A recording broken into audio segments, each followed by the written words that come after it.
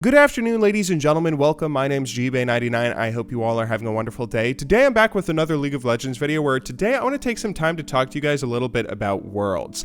At the time I'm making this video, Group A has just been finalized as ROX and ANX are making it out of group with CLG and G2 being eliminated. All the other groups are yet to be decided, where I believe Group C is about to start its final matches in just a few moments. So point being, we're still pretty early into Worlds here. We still have a ways to go before the knockout round even begins, but we've already seen some incredibly exciting hype play and some historic moments. It's probably pretty easy to forget that going into this Worlds, there were a lot of people complaining about the format, saying that there weren't enough games, saying that there should be less best of fives, more best of threes, but most notably, there's been a huge complaint of people saying that there should be a losers bracket. Whether this is nostalgia or not, a lot of players look back to IPL 5 as one of the best League of Legends tournaments of all time, which had best of threes and a losers bracket, and they constantly bring up suggestions asking Riot to change our current format to be more like IPL 5. I don't agree with most of these proposed changes, and I think our current Worlds format produces some of the most exciting and intense games that we can possibly see because of the current setup. So today I want to take some time to talk to you guys why I think the current format does the perfect job of mixing underdog stories and upsets with finding the best team in the world. To start things off, I think it's important that we begin by talking about why tournaments exist in any competitive sport.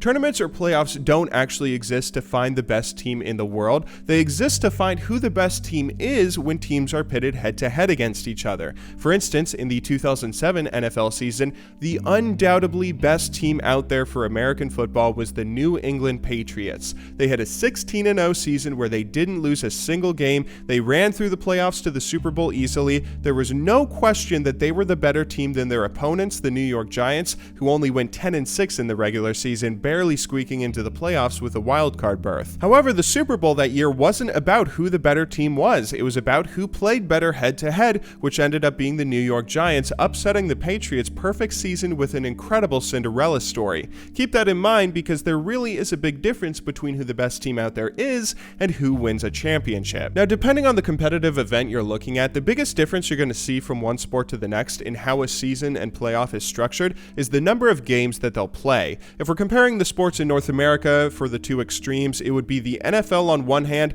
where you only play 16 games in a regular season and playoffs and championships are decided with a best of one, whereas Major League Baseball would be the opposite extreme, where there's 162 games played in the regular season and each playoff round is decided with a best of 7. The more games you have in any structured sports league, the more likely the better team is to win, making it harder for anyone else who isn't the best team to compete with them since there's more room for error. The best baseball team in the MLB can afford to lose a couple games in the playoffs when a round is decided by a best of 7, whereas if you're in the NFL, one loss and you're gone. A number of people believe one of the major reasons the NFL has exploded in the past few decades while baseball, America's pastime, is on a decline is because of having fewer games. There's a lot more excitement and tension during any NFL game since one win or loss can change the direction of your season, and it only takes one loss to get knocked out of the playoffs. That's not to say there can't be exciting storylines or comebacks when you have a larger number of games being played. The NBA actually does a really nice job striking a good medium where matches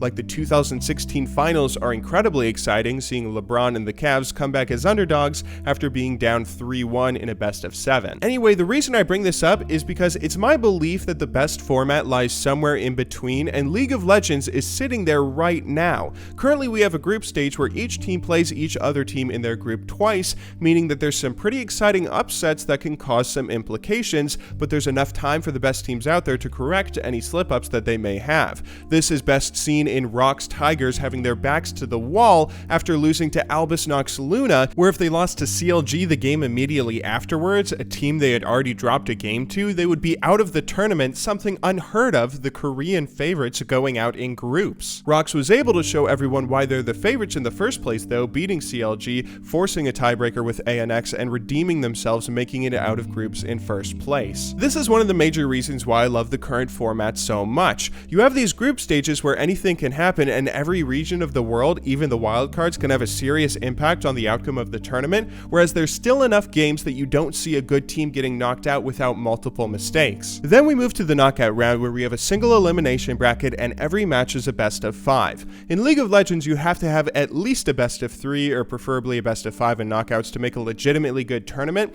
With how volatile each game can be, if one team just has something like a bad pick and ban phase, or someone gets caught out at level 1 or something, you have to make sure that you're playing more than just a best of 1, or one small slip up like that can end up with a wild card like ANX beating tourney favorites Rocks like we saw. Best of 5 does a great job of mixing in a smaller amount of games compared to something like best of 7, so you're still on the edge of your seat the entire time knowing that anything can happen. I mean, we've seen everything from 3-0 sweeps to reverse 3-2 sweeps in tournaments past, but again, there's still enough games to make sure that the better team has to mess up a lot to get knocked out. At the end of the day, there's typically two types of people who watch major competitive events like these: casual fans who typically root for good games, close matches where you don't know who's going to win, and more serious esports fans who are rooting for good play. They still enjoy seeing SKT stomp other teams since it's impressive to watch that level of dominance. The format that we currently have appeals to both, where you'll typically have teams who deserve being champions at the top at the end of the day, while still having upsets and crazy stuff happening in group stages. There's still an argument from a lot of people who love to complain though, saying that we should have a double elimination style bracket, where if we have a losers bracket, we get to see more games, and this is a pretty valid argument, or at least it was in previous seasons.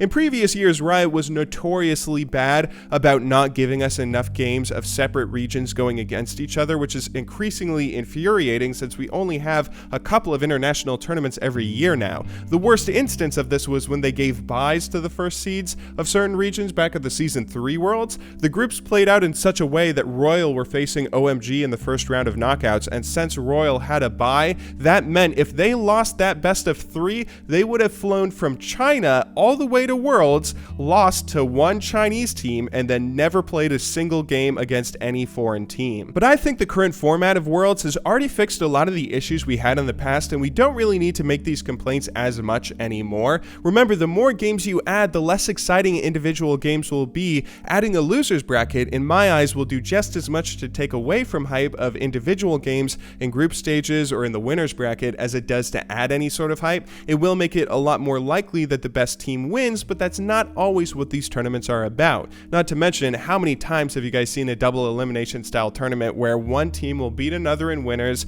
the team that's knocked into losers will win their way into the finals, and then they'll just lose again to the team that just beat them. The current world setup may need some fine tuning. I know a lot of people aren't happy with the way that seeding works still, or they think there should be at least one wild card in every single group to make things a little more balanced, but beyond changes like that, I think the overall format does a pretty good job of lending itself to appealing to both casual fans who just want to see chaotic upsets, while still giving enough games that we get to see plenty of action and nobody's team is ever eliminated from one early mistake. Our current format lets everyone have a shot at being the team that takes home the championship, while still giving the actual best teams a pretty solid edge. However, that's just my opinion. You can of course leave your own opinion in the comments down below if you disagree with me. I hope you still enjoyed the video regardless though. I'll see you all tomorrow, but until then, thank you very much for watching, good luck in solo queue, and have a wonderful day.